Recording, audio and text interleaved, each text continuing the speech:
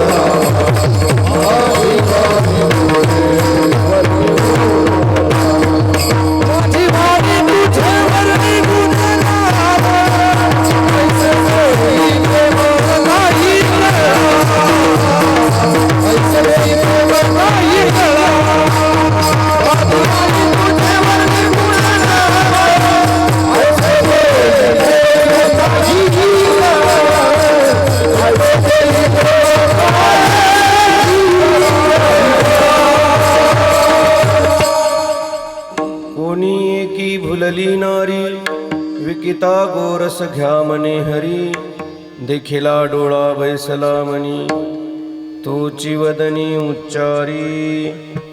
प्रस्तुत प्राप्त प्रसंगी चिंतन रूपी सेवेसाठी निवडलेला अभंग संत श्रेष्ठ जगद्गुरु श्री तुकोबाराय यांच्या गाथेतील गवळण या प्रकरणातील असून या अभंगातून जगद्गुरु श्री तुकाराम महाराज एका ज्ञानस्थ त्याची जी दृष्टी असते त्या दृष्टीचं वर्णन करत असताना जो ज्ञानी भक्त असतो तो कोणत्याही देशात गेला कालात गेला वस्तू अथवा अवस्थेत ज्ञानी भक्ताचा अनुभव एकच असतो। आणि म्हणून एका ज्ञानी महात्म्याचं वर्णन करत असताना जगद्गुरु श्री तुकाराम महाराज या गवळणीच्या माध्यमातून रूपक करून बोलतात। कोण एक नारी नाम गवळण तिने नंद नंदन आनंद कंदन गोपाल कृष्ण दृष्टीने जाता जाता पाहिला आणि त्याचा परिणाम असा झाला की ती भुलली, एवढी भुलली तिने जो नंद नंदन गोपाल कृष्ण डोळ्यांनी पाहिला तो तिच्या मनात साठवला गेला आणि मुखाने ती त्याचं अहोरात्र गुणानुवाद गायन करू लागली। एवढी भुलली, त्या भुलल्याचा परिणाम असा झाला घर विसरली, कुटुंब विसरली, संसार विसरली, जातीपाती विसरली। एवढंच नाही देहाध्यास आणि ममाध्यासही विसरून ती भगवंताचे अखंड गुणानुवाद गाऊ लागली। आणि असं झाल्यानंतर आपल्याला माहिती आहे एखादी तरुण उपवर झालेली मुलगी, सुंदर मुलगी, ती जर परमार्थ करू लागली आणि परमार्थाच्या नादात रंगून जाऊ लागली की समाज तिची अवहेलना केल्याशिवाय राहत नाही, समाज तिची विटंबना केल्याशिवाय राहत नाही। या रीतीने त्या गवळणीला सगळा समाज नाव ठेवू लागला।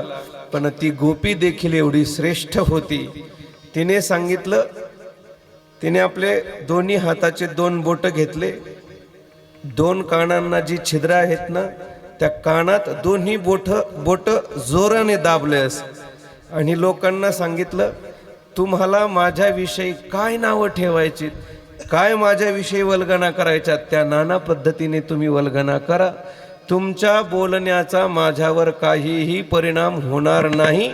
त्याचं एकमेव कारण, कर्णासह सर्व इंद्रिय, कर्ण म्हणजे श्रोत्रिंद्रिय, बरं, तुमचे शब्द माझ्यापर्यंत पोहोचतात ते कानाच्या द्वारानं, आणि म्हणून या श्रोत्रिंद्रियासह माझ्या सर्व इंद्रियांचा विषय एक परमात्मा झालेला असल्या कारणाने तुमच्या कोणत्याही शब्दांचा माझ्यावर परिणाम होत नाही. तुका म्हणे हसे जन नाही कान तई ठाई, असा अभंगाचा सरळ सरळ अर्थ. विठ्ठल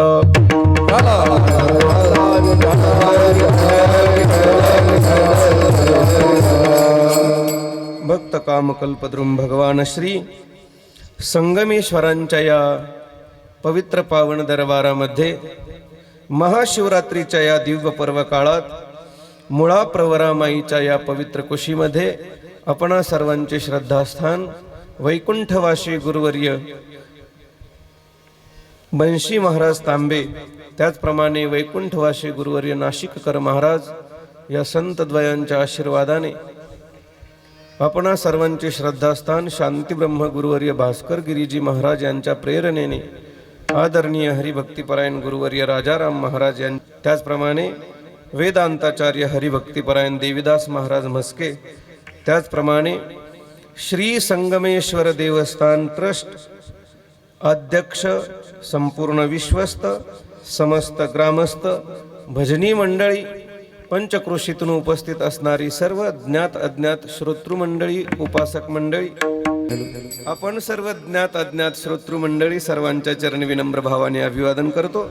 अत्यंत थोड्या कालावधीत आपल्याला कीर्तन सेवा आटोपायची आहे, कारण तदनंतर महाप्रसाद आहे आणि उशीर झाल्यानंतर त्या दिवशीच आपण ऐकलं 100 कामं सोडून माणसाने जेवणात प्रवृत्त झालं पाहिजे, आणि म्हणून आपण आपलं कीर्तन त्या 100 कामापैकी एक पकडून पटकन आटोपून घेऊ. पण त्याच्या शेवटी याच श्लोकाच्या सांगितलंय कोटीन त्यक्त्वा हरिम भजेत.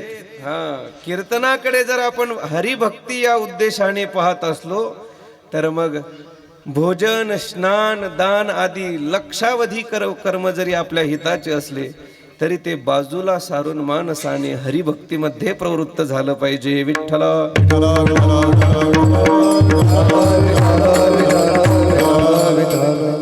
आणि म्हणून सेवेसाठी निवडलेली गवळण प्रकरणातील अभंग म्हणा किंवा गवळण म्हणा, काही म्हटलं तरी हरकत नाही, कारण जगद्गुरु श्री तुकोबारायांची अभंग गाथा आहे. अभंग म्हणजे काय? ज्याचा कोणत्याही कालात भंग होत नाही, आणि मग तेच आपण कीर्तनासाठी निवडत असतो. या गवळणीच्या द्वारा संत श्रेष्ठ जगद्गुरु श्री तुकाराम महाराज, थोडा आवाज पाहिजे, एका ज्ञात्या पुरुषाचं लक्षण प्रतिपादन करतात की ज्ञानी महात्मा ही जीवनात अनुभव घेत असतो आणि सामान्य जीव देखील जीवनात अनुभव घेत असतो, पण दोघांच्याही अनुभवात जमीन आसमानचं फरक आहे. जास्त कडक झालंय, दोघांच्याही अनुभवात फरक कोणता आहे तर लक्षपूर्वक ऐका. सामान्य जीव जेव्हा अनुभव घेतो, अनुभव कसा येतो याची ही एक प्रक्रिया सांगून जाईल. वर या माऊली. विठ्ठल विठ्ठल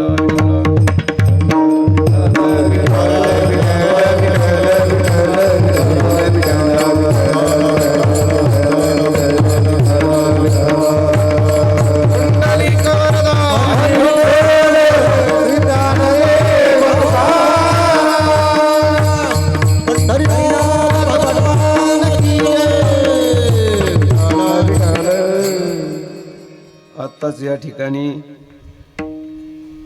ब्राह्मणी येथून उपस्थित असलेले आदरणीय हरिभक्तिपरायण गायनाचार्य, युवा कीर्तनकार माऊली महाराज या ठिकाणी उपस्थित आहेत. करा अजून थोडं करा, त्यांनाही धन्यवाद. कोणताही जीव जेव्हा अनुभव घेतो, अनुभवाची प्रक्रिया अशी असते. ज्ञाता म्हणजे प्रमाता. थोडं लक्षपूर्वक ऐका. कोणत्याही वेळी अनुभूती येते तेव्हा त्रिपुटीची आवश्यकता असते. कोणीतरी एक जाणणारा असतो. ज्या साधनाच्या द्वारा ज्ञान होणार आहे ते साधन असावं लागतं. आणि ज्या वस्तूचं ज्ञान होणार आहे ती वस्तू असावी लागते. म्हणजे त्याला ज्ञाता ज्ञान ज्ञेय ज्ञाता ज्ञेय आणि ज्ञान ही त्रिपुटी असते. ज्ञाता म्हणजे जाणणारा, ज्ञेय म्हणजे ज्या साधनाच्या माध्यमातून आपल्याला ते ज्ञान होणार आहे, आणि ज्ञान म्हणजे ज्या वस्तूला जाणल्या जातं त्याला ज्ञान म्हणतात. अशी त्रिपुटी प्रत्येक वेळी अनुभूती येत असताना घ्यावी लागते किंवा असतेच. मग जेव्हा ज्ञाता इंद्रियांच्या द्वारा बाहेर येतो आणि विषयाकार होतो, या तिघांच्या एकत्रीकरणामुळे अनुभूती येते. ही अनुभूती येत असताना जीवाचा अनुभव वेगळा असतो आणि संतांचा अनुभव वेगळा असतो. जीवाचा अनुभव देशात बदलतो, कालात बदलतो, वस्तूत बदलतो आणि अवस्थेत बदलतो. या विरुद्ध संतांचा अनुभव देशातही तोच, कालातही तोच, वस्तूतही तोच आणि अवस्थेतही तोच. ह्या चारही प्रकारात अनुभव जीवाचे ठिकाणी जीवाचे अनुभव बदलत असतात. आणि साधू महात्म्याच्या जीवनातील अनुभव प्रत्येक ठिकाणी एकच असतो. हा विशेष बदल संत आणि सामान्य जीव यांच्यामध्ये असतो. विठ्ठल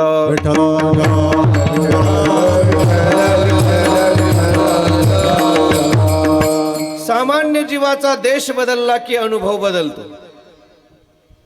आपल्या तिळापूरची माणसं पंढरपूरला जेव्हा वारीला गेले की त्या माणसांना जर आपण पंढरीत पाहिलं ना तर असं वाटतं, बापरे काय धार्मिक माणसं आहेत.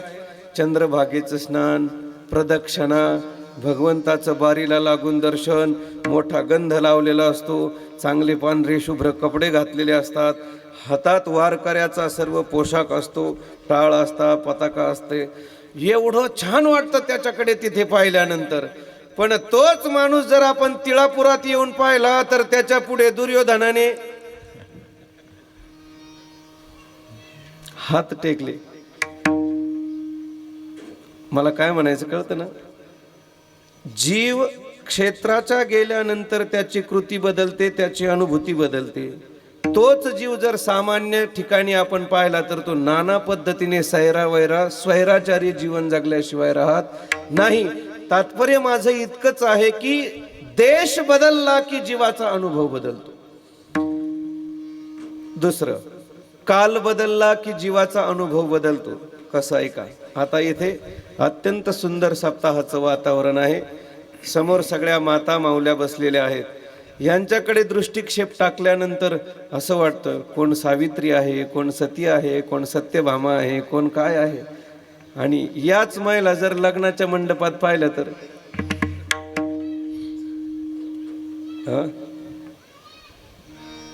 राम राम, ते लग्नाचं सांगणं एवढं अवघड आहे. सगळं एवढा मेकअप, एवढा शृंगार, बाई लग्न कोणाचं, नटतय कोण, तर कोण तुला पाहायला बसलंय. बरं त्याच्यात थांबत नाही, इकडं लाल लाव, तिकडं लाल लाव, इकडं काळं लाव, तिकडं पिवळं लाव. एकदा आम्ही असंच कुठेतरी लग्नाला गेलो आणि एक मावशी हातात ती गंधाची वाटी घेऊन आली म्हणे, बाबा तुमचं करू का लाल. मी म्हणलो, बाई माझं आहे तसंच पांढरं राहू दे, तुझंच काय करायचं, लाल पिवळं हिरवं वाटुळं गोटुळं लांबुळं चिंबुळं तुझं जे करायचं ते कर, आमचं आहे तसंच पांढरं राहू दे. मला सांगा असं आहे की सप्ताहाच्या मंडपात असणाऱ्या स्त्रिया पाहिल्यानंतर अनुभूती वेगळी येते आणि त्याच लग्नाच्या गोंगाटात पाहिल्यानंतर त्या स्त्रियांची अनुभूती वेगळी येते. स्त्रिया त्याच असतात, पण काल बदलला का अनुभव बदलल्याशिवाय राहत नाही. विठ्ठल विठ्ठल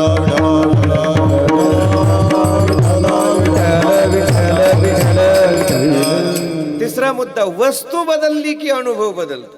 आपण रस्त्याने जात असताना एखादे हरिभक्तीपरायण दिसले की माणूस पळत येतो, पायातल्या चपला काढतो आणि त्यांच्या पायावर दंडवत करतो, प्रणाम करतो. आणि हरिभक्तीपरायणांना वाट लावून पुढून एखादा जर टिंब पिणारा आला की त्याला 4-2 शिव्या सडून मोकळा होतो. आता मला सांगा, हरिभक्तांनी तुम्हाला काय पोतभर धान्य दिलंय का?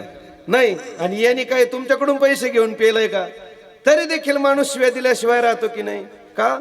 वस्तू बदलली की माणसाचा अनुभव बदलतो. आमच्या माता मावल्या जर जेवत असतील आणि अचानक तो मृगाचा किडा, त्याला मिरुग म्हणतात आपल्या ग्राम्य भाषेत, तो जर निघाला तर बाई जेवता जेवता म्हणते, रंगूबाई अगं कुकाचा करंडा घे ग तेवढा. कुकाचा करंडा घेतीन, खरकटे हाताने का होईना पण त्याला हळद कुंकू लावीत. करंडा बाजूला ठेवता ठेवता जर तिकडनं ढेकण आला की लगेच टचकन मारीत. आता ढेकणाने काय हिचा बांध रेटलाय आणि त्या मिरगाने काय याच्यावर लगे पाऊस पाडलाय. पण माझं तात्पर्य इतकंच आहे की वस्तू बदलली की माणसाचा अनुभव बदलल्याशिवाय राहत नाही. अशी हजारो उदाहरणं सांगता येतील. आणि चौथा मुद्दा असा आहे की अवस्था बदलली की माणसाचा अनुभव बदलतो.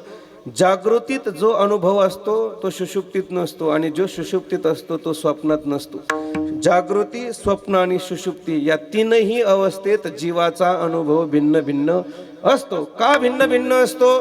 तर सत्तांतर असतं. त्याच्यामुळे एका सत्तेतला विषय दुसऱ्या सत्तेत साधक बाधक होत नाही. आणि म्हणून लक्षपूर्वक ऐका, मला एवढ्या शब्दावरच, एवढ्या 4 मुद्द्यावरच कीर्तन करायचंय.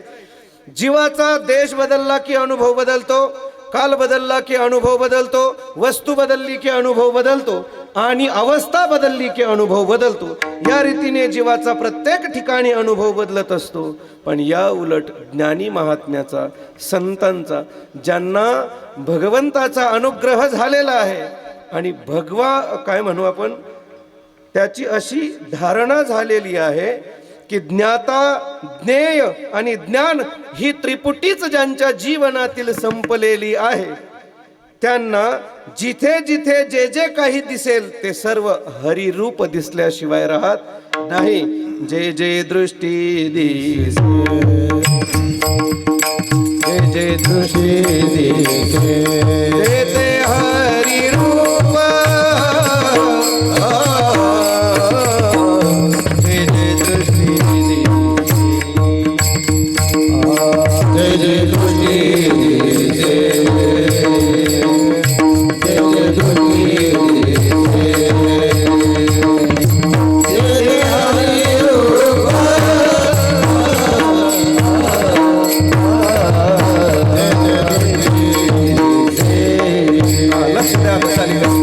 चला लक्ष द्या.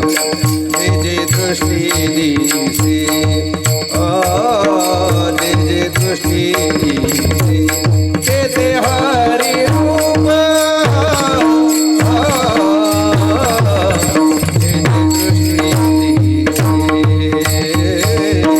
जे जे दृष्टी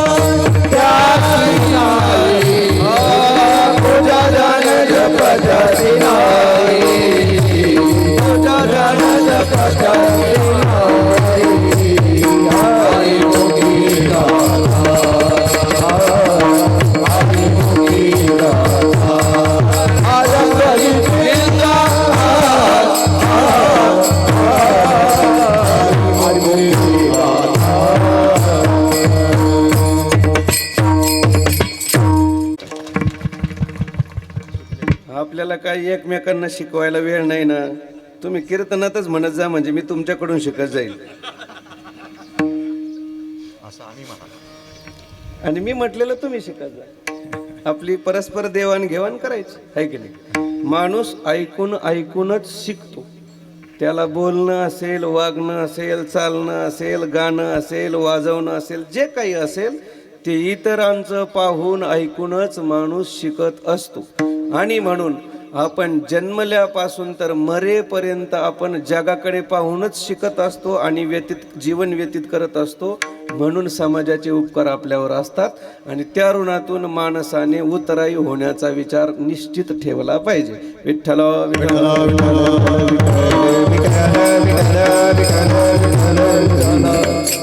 जो जो जयाचा घेतला गुण, हा या न्यायाने. चला, जो ज्ञाता पुरुष असतो ना त्याच्या जीवनातील त्रिपुटी संपलेली असते. म्हणजे काय?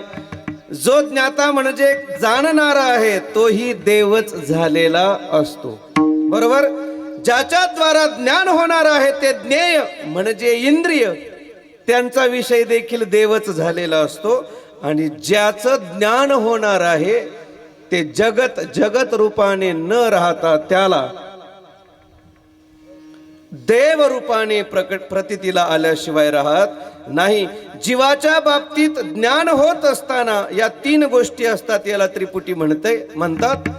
याच रीतीने संतांच्या बाबतीत, जीवनमुक्त महात्म्याच्या बाबतीत त्याच्या जीवनातील त्रिपुटीचा बाध झालेला असतो. आणि म्हणून त्याची अवस्था अशी झालेली असते, जो जाणणारा आहे मी वासुदेव तत्वता, या बोधावर तो आरूढ झालेला असतो. आणि मुद्दा दुसरा आहे, तिकडे पाये तिकडे पाये तुझे नाही, श्री हरी वाचुनी तुझे नाही, श्री हरी वाचुनी तुझे नाही.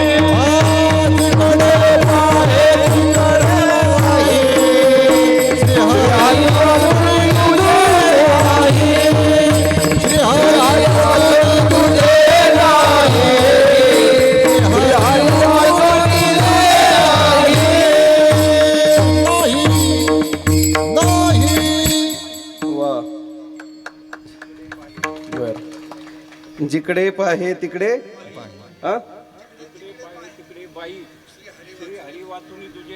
वा, श्री हरी वाचुनी तुझे नाही. जे दृष्टीच्या त्याच्या जे दृष्टीला येतं त्याला जगत रूपाने न प्रतीतीला येता त्याला आत हरी बाहेर हरी, हरीने घरी कोंडियले, हरीने कामा घातला चिरा. ही अवस्था त्या जीवनमुक्त महात्म्याच्या जीवनात निर्माण झालेली असते. आणि म्हणून त्याच्या जीवनात जी अनुभूती येते, अनुभव येतो ना, सामान्य जीवासारखा अनुभव साधू महात्म्याला येत नाही. कसं येत नाही तर मी आता सांगितलंय, दृष्टीला जे पडतंय तो देवच आहे ही भावना त्याच्या अंतःकरणात दृढ झालेली असल्या कारणाने त्याला जग रूपाने न वाटता ज्ञान रूपाने प्रतीतीला येतं. त्याचं एकमेव कारण आहे बरं.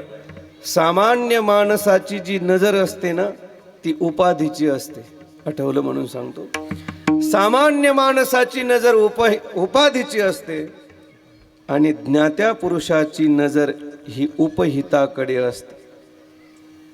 सामान्य पुरुषाची नजर विशेषणाकडे असते, ज्ञात्या पुरुषाची नजर विशेषाकडे असते. सांगून जाईल बरं का. आपण लहानपणीपासून सर्वांनाच कुत्रे मारायची सवय आहे. म्हणजे आपण तेच उद्योग केले असं मला म्हणायचं नाही, पण आपल्या घराकडे कुत्रा आल्यानंतर सहज म्हणते, भाळू तेवढं कुत्रं मार रे. मग दगड घेऊन त्या कुत्र्याच्या मागं लागायचं. बरोबर? कुत्र्याला दगड मारला तर काय होतं? कुत्र्याला दगड मारला तर कुत्र दगडाच्या दिशेने पळतं. लक्ष द्या बरं का. याच्यात प्रत्येक शब्दाला 2-2 अर्थ आहेत. जे लक्षपूर्वक ऐकतील त्यांना कळेल. कारण शब्द ही दुधारी तलवार आहे. इकडूनही वार करते आणि तिकडूनही वार करते. जे लक्ष देतील त्यांना कळेल.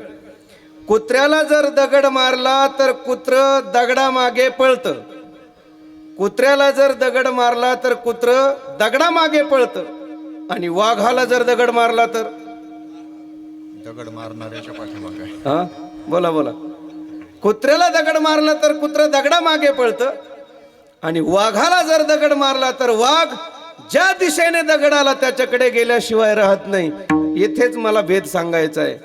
सामान्य जीव आणि संत यांचा जो दृष्टिकोन आहे ना, आता गेल्या 8 दिवसापासून लोक म्हणतात, वा महाराज कथा लय भारी झाली, कथा लय भारी झाली, कथा लय भारी झाली. तुमच्या दृष्टीने ते बरोबर आहे, तुमचा प्रतिक्रिया प्रतिसाद देणं योग्यच आहे, हे बरोबर आहे. पण तुम्ही गौरव करता म्हणून आमच्या सारख्याने हुरळून न जाता ही सर्व भोलेनाथांची कृपा आहे अशी दृष्टी आपण ठेवली पाहिजे. नाहीतर मग कुत्र जसं दगडा मागे पळतं तसं होईल ते. आणि म्हणून जाता जाता प्रार्थना करतो, येथे आम्ही बोलताना जरी तुम्हाला दिसत असलो तर आमच्या नादी लागू नका, आमची पूजा करू नका, आम्हाला मोठे म्हणू नका, काहीच म्हणू नका. जर तुम्ही तसं कराल तर कदाचित कुत्र्यासारखी गंमत होईल, दगडामागे पळणं होईल. आम्हाला ज्याने इथं उभं केलंय ना, आणि आमच्या मुखातून प्रत्येक शब्द जो काढून घेतोय ना, त्या उपहिताकडे आपली नजर गेली पाहिजे. म्हणजे वाघासारखे तुम्ही आहात अशी धारणा होईल. आम्ही काय चिंतन जर सोडलं आमच्या जीवनातलं तर आम्ही नीट नाहीतच, खरं सांगतो. एवढ्या गोष्टी अडचणीच्या होऊन बसल्यात. महाराज मंडळीला अधिकार प्राप्त झाल्यानंतर ते त्या अधिकाराचा विचार सोडून देतात आणि स्वतःचाच गौरव करत बसतात. आता जाता सांगेल, आम्ही जेव्हा कंबर बांधून समाजाला 4 हिताच्या गोष्टी सांगतो ना, आम्ही आधी त्या आत्मसात केल्या पाहिजे. तुम्ही किती मोठे आहात हे तुमच्या बोलण्यातून आणि कृतीतून प्रगट होत असतं. आणि म्हणून ऐका, जर माझ्यासारखा 150 आणा म्हणत असेल मी मोठा भक्त आहे, मी मोठा ज्ञानी आहे, मी अमुक आहे तमुक आहे, अरे पण तुझं ज्ञान कृतीतून बोंब मारतंय ना. विद्या विनयेन शोभते. वारकरी संप्रदाय जो अंतर्मुख भक्त आहे ना, त्याच्या वृत्तीचा विचार करत असताना जगद्गुरु श्री तुकोबाराय बोलतात बर का त्यासवर, कोण्याही जीवाचा न घडो मत्सर, वर्म सर्वेश्वर पूजनाचे विष्णुमय जग. वैष्णवांचा धर्म भेदाभेद भ्रम अमंगळ. जी माणसं उच्च स्तराला जाऊनही त्यांच्या जीवनातील भेददृष्टी जात नाही, त्यांना पुढे समग्र दुःखाला सामोरं जावं लागतं. याला इतिहास साक्षी आहे. विठ्ठला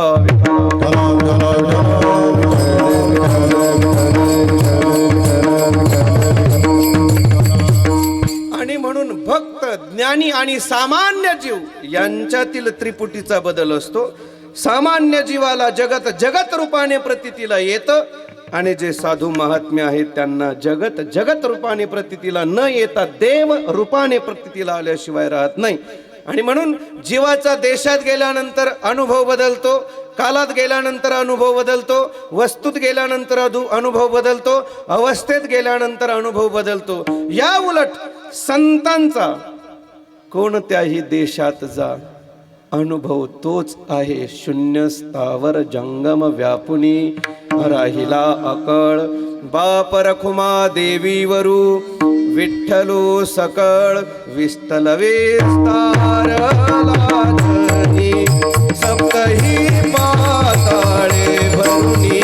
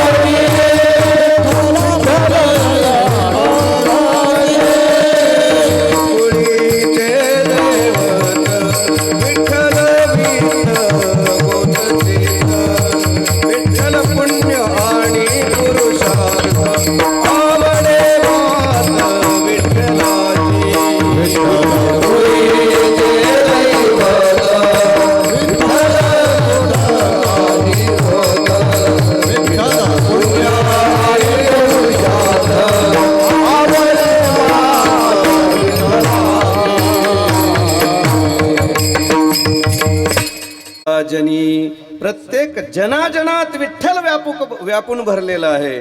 सप्तही पाताळे भरुनी विठ्ठल व्यापक त्रिभुवनी, चराचरात त्रिभुवनात तोच ठेचून भरलेला आहे.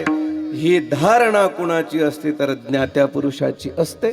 आणि सामान्य पुरुषाचं मी तुम्हाला सांगितलं, पंढरपुरात पाहिला की अनुभव वेगळा, खेड्यावर पाहिला की अनुभव वेगळा. पण जीवनमुक्त महात्मा जो असतो त्याला कुठेही गेला तर त्याचा अनुभव बदलत नाही. दुसरा मुद्दा, काल बदलला की माणसाचा अनुभव जसा बदलतो या रीतीने संतांचा अनुभव बदलत नाही. कोणत्याही कालात जा, देव कालही होता, आजही आहे आणि उद्याही असणार आहे. या आमच्या गावातील हनुमान भक्त बालब्रह्मचारी, बसा, बाळकृष्ण महाराज कुलकर्णी आले, त्यांच्यासाठी एकदा जोरदार टाळ्या वाजवा. ले बाबाचा आहे, इथे आल्यानंतर कोणीच रडत जाता कामा नाही. इथे आल्यानंतर सगळ्यांचं समाधान करण्याची जबाबदारी आपली आता. चला, काय चालू होतं आपलं? कोणत्याही कालात गेले तरी संतांचा अनुभव तोच असतो, तोच असतो. देवाचं अस्तित्व कालही होतं, आजही आहे आणि उद्याही असणार आहे, ही जीवनमुक्ताची धारणा असते. अजून तिसरा मुद्दा, वस्तू बदलल्यानंतर जसा जीवाचा अनुभव बदलतो, गाढव पाहिल्यानंतर, बुवा पाहिल्यानंतर अनुभव बदलतो. आपण अजून ते मृगाचा किडा पाहिल्यानंतर आणि ढेकण पाहिल्यानंतर अनुभव बदलतो.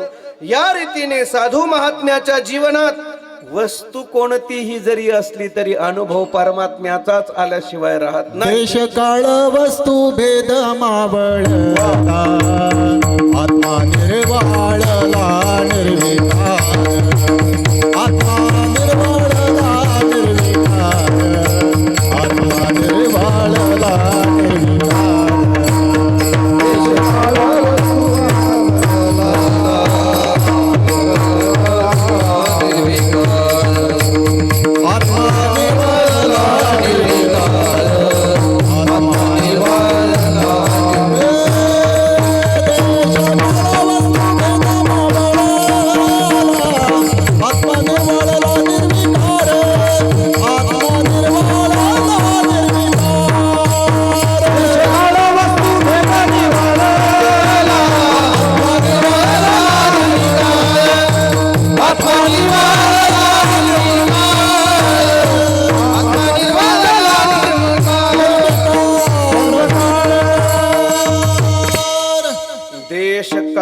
वस्तू भेद मावळला, आत्मा निर्वाळला निर्विकार.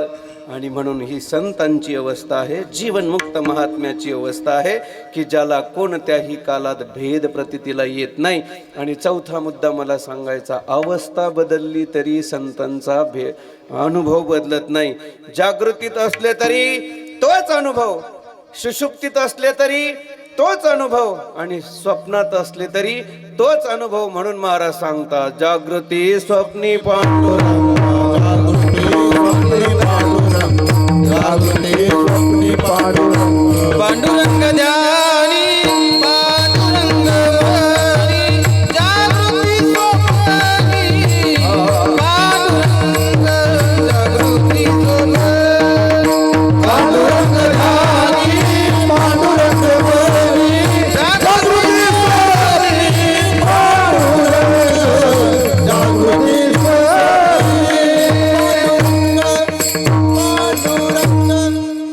पांडुरंग ध्यानी पांडुरंग मनी, जागृती स्वप्नी पांडुरंग. एक आणि प्रश्न विचारला महाराज, येथे जागृती आणि स्वप्न या दोनच अवस्थेचं वर्णन केलंय, सुषुप्तीचं वर्णन केलं नाही. पण ऐका, सुषुप्तीचा स्वीकार केल्याशिवाय स्वप्न पडू शकत नाही. आता काही माणसाला दिवसात स्वप्न पाहायची सवय असते, तो भाग वेगळा. स्वप्न पाहणं वेगळं आणि पडणं वेगळं. दिवसा आपण स्वप्न पाहतो तिथे कर्तृत्व भाव आपल्याकडे असतो, पण सुषुप्ती अवस्थेत जेव्हा स्वप्न पडतं तिथं आपलं काही चालत नाही, ते त्याच्या मनाने पडत राहतं. आणि म्हणून जागृती आणि स्वप्न या दोघांच्या मध्ये सुषुप्ती ही पकडावीच लागते. आणि हे नसेल तुम्हाला पटलं तर ज्ञानोबा राय सांगतात, जागृती सुषुप्ती स्वप्नी नाठवे, पाहता रूप आनंद साठवे. संतांची अवस्था बदलली तरी अनुभव तोच असतो. मग जागृतीत तर अखंड नामस्मरण चालूच आहे. संतांचा अनुभव जागृतीत तोच आहे, सुषुप्तीतही तोच आहे आणि स्वप्नातही तोच आहे. कोणत्याही कालात बदलत नाही, वस्तूत बदलत नाही, अवस्थेत बदलत नाही आणि देशात बदलत नाही. आणि म्हणून अशी ज्ञानाच्या परमोच्च स्थितीवर प्राप्त झालेली जी गवळण आहे, एका महात्म्याचं वर्णन गवळणीच्या रूपाने जगद्गुरु श्री तुकाराम महाराज या ठिकाणी करतात की अशी जी जीवन मुक्त अवस्थेला प्राप्त झालेली गवळण आहे ती भगवंताला पाहिलं आणि एवढी भुलली त्याचं वर्णन महाराज करतात. बोला. फुलली नारी हो